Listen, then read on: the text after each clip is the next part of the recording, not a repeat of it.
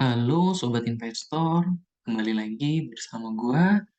Di video kali ini, gua mau coba bahas saham yang sudah keluar laporan keuangan kuartal 2-nya, yaitu ada MLIA.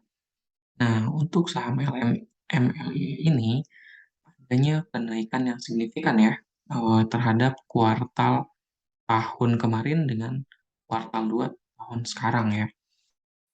Langsung aja, gue sudah kumpulkan rasio-rasio keuangan berdasarkan laporan yang terbaru. Dan disclaimer on dulu, video ini bersifat edukasi, informasi, dan bukan rekomendasi. Jadi teman-teman mudah-mudahan dapat manfaat dari video ini. Kalau misalkan mau beli, silahkan dipertimbangkan ulang dan dipelajari saham yang teman-teman mau beli. Oke, langsung aja. Dari data-data yang sudah gue kumpulkan, mungkin gue highlight aja ya. Revenue net income naik ya.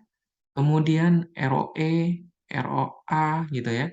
Ini secara umum di atas 8 dan NPM ditandai dengan eh, lumayan signifikan melewati batas bawahnya ya. Jadi kalau menurut gua kalau sudah melewati batas bawahnya itu udah bagus NPM.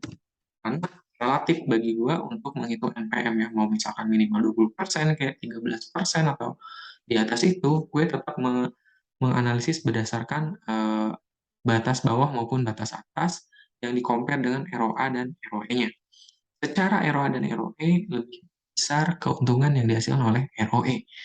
Kemudian, dari segi BBV, gue juga bisa compare BBV versus ROE-nya dengan 22,82%, harusnya dihargai di 2,28 kali ya, sedangkan saat ini masih 1,03 kalinya.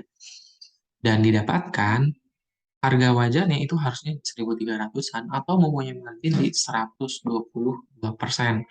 Dan metode Graham juga sama, memproyeksikan harganya di 1.332.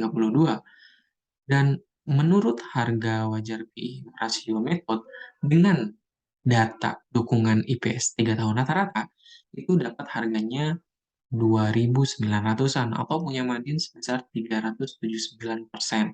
Nah, dengan beberapa rasio dan hitungan harga wajar ini, tentu kan memang sekarang harganya 600-an ya.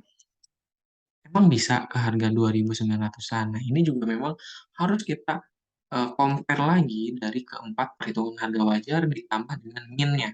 Karena min PBB 3 tahunnya itu di 0,56 atau di harga 329 ya. Memang sejarahnya saham ini juga memang rugi, tadinya minus keuntungannya.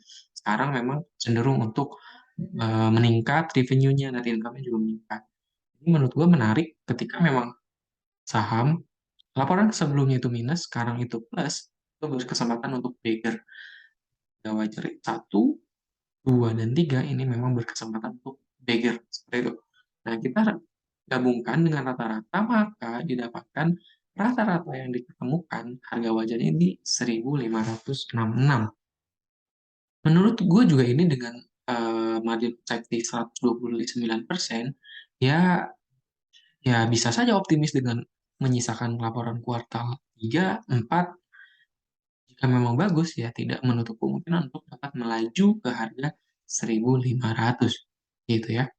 Kalau menurut gue secara lebih konservatif lagi dibeli misalkan eh, di harga 600-an ya, titik jual yang konservatif itu di harga mungkin bisa aja 9.800 sampai 900-an yang terdekat. Langsung kita simulasikan ya. Simulasikan di sini. Simulasi belinya misalkan 605. Dan kita jual di 880-an ya. Kita punya margin di 45%. Kemudian kita beli di 605, kita jual di 900-an. Kita punya margin 49% atau misalkan di 950 misalkan. Ya, kita punya margin di 57%. Atau yang paling konservatif lagi, misalnya di 700-an yang paling dekat gitu kan. Kita punya margin 16%. Ya silahkan, semua prediksi bisa mana aja, tergantung teman-teman mau take profit seperti apa. Yang jelas, secara per kali PBV ini bersifat under value seperti itu. Kemudian gue bandingin juga min pair ya. Untuk min pair secara 3 tahun itu harga wajar harusnya di 1.900-an. Kemudian plusnya itu di 4 ribuan, ini terlalu jauh. Tapi kalau minusnya saja, minus standar deviasinya, itu harga harga wajarnya harusnya di 1.000-an gitu. Minimal kalau misalnya kita jual di 1.000 ya, itu punya 65%. Kalau mau nunggu sampai 1.000 lebih ya pasti beker gitu. 1.200 gitu. Oke, itu untuk harga wajar. Kita lihat secara teknikal. Secara teknikal, saham ini memang eh, masih tertahan ya, berada di atas garis EMA 50 dan garis EMA 150. Dan memang masih uptrend, memang setelah sebelumnya sempat patah sinyal uptrendnya, dan sekarang masih melaju di garis uptrendnya. Berpeluang masih untuk break ya di harga resisten terdekat di 640 itu masih berpeluang. Namun memang hari ini ditutup di minus 3% lebih.